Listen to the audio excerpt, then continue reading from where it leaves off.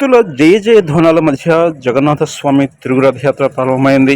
నగరంలోని టర్నల్ చౌల్ట్రీ వేదికగా 10 రోజుల పాటు కొనసాగిన రథయాత్రలో భాగంగా స్వామివారు దశావతారాలలో భక్తులకు సాక్షాత్కరించారు. సోమవారం సాయంత్రం సుమారు 6 గంటలకు స్వామివారి తిరుగు రథయాత్ర ప్రారంభమైంది.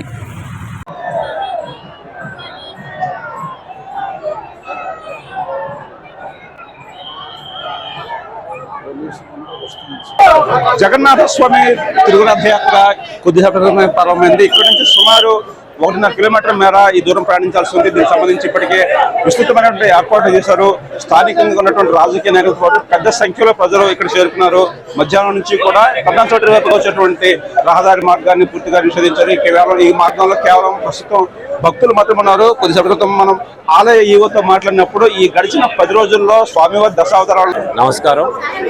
రథయాత్ర మహోత్సవాలు ఈ రోజు తిరుగు రథయాత్ర కార్యక్రమం మన దక్షిణ నియోజకవర్గ శాసనసభ్యులు వంశీకృష్ణ శ్రీనివాస్ గారిచే ప్రారంభించబడింది. 9 రోజుల పాటు స్వామివారు గుండీచా మందిరం వద్ద వివిధ అవతారాలలో భక్తులందరికీ దర్శనమిచ్చారు. సుమారు 2.5 నుంచి 3 లక్షల వరకు భక్తులు స్వామివారిని వచ్చి దర్శనం చేసుకున్నారని మేము భావిస్తున్నాము. ఈ రథయాత్ర మహోత్సవాల్ని దిగ్విజయంగా నిర్వహించడానికి మాకు అన్ని సహాయ సహకారాలు అందించిన పోలీసు వారికి, జీవీఎంసీ వారికి, రెవెన్యూ వారికి, అలాగే ముఖ్యంగా ప్రతిరోజు వచ్చి రథయాత్ర మహోత్సవాల గురించి కవర్ చేసిన మీడియా ప్రతినిధులకి, అలాగే ఎలక్ట్రానిక్ మరియు ప్రింట్ మీడియా వాళ్ళకి నా ప్రత్యేక కృతజ్ఞతలు తెలియజేసుకుంటున్నానండి. 14వ తారీఖున సోమవారం నాడు ఆలయం వద్దనే 5,000 మందికి అన్న సంతర్పణ జరుగుతుంది. దానితో ఈ సంవత్సరం రథయాత్ర మహోత్సవాలు ముగుస్తాయండి. రథయాత్ర సందర్భంగా స్వామివారి దశావతారాలు, ఆ దశావతారాలు ముగిసిన తర్వాత జగన్నాథ స్వామివారి తిరుగు రథయాత్ర అనంతరం జగన్నాథుడి ఆలయంలో నిర్వహించే కార్యక్రమ వివరాలను ఆలయ అర్చకులు జగన్నాథాచార్యులు జేకే న్యూస్కి వివరించారు. లీలా ఆచరణ నివాసాయ నిత్యాయ పరమాత్మయ సుభద్రా ప్రారణాదాయ శ్రీ జగన్నాథాయ మంగళం. ఓం శ్రీ జగన్నాథాయ నమః. గత 10 రోజులుగా రథయాత్ర మహోత్సవాలు అత్యంత వైభవపేతంగా నిర్వహించబడుతూ వస్తున్నాయి.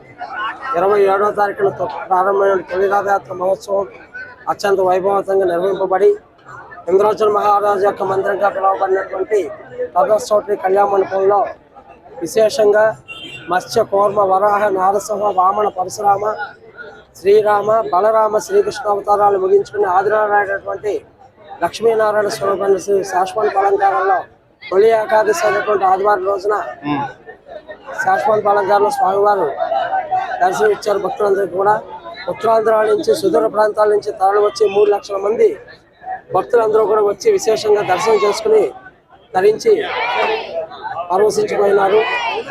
ఈ రోజున స్వామివారు వైకుంఠాన్ని వీడి భక్తులకు దర్శనం కోసం భూలోకంలో వచ్చి దర్శనం ఇచ్చారు. ఈ రోజు మళ్ళీ స్వామివారు వైకుంఠం అనేటువంటి ప్రధాన మందిరం వరకు రథయాత్ర జరుగుతుంది. వెళ్ళిన తర్వాత అక్కడ లక్ష్మీనారాయణ సంవాదం చేసుకుని అయిన తర్వాత రథ దేవాలయంలోకి స్వామివారు ప్రవేశం జరుగుతుంది.